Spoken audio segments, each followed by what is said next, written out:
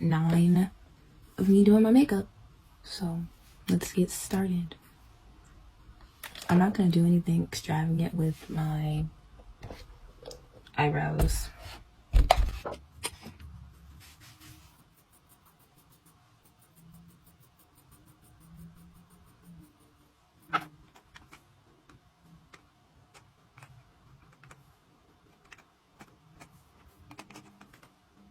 Okay, concealer and foundation.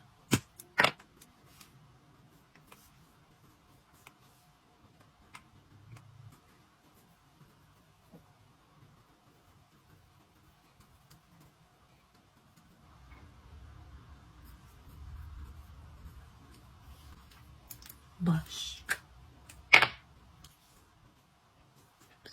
Okay.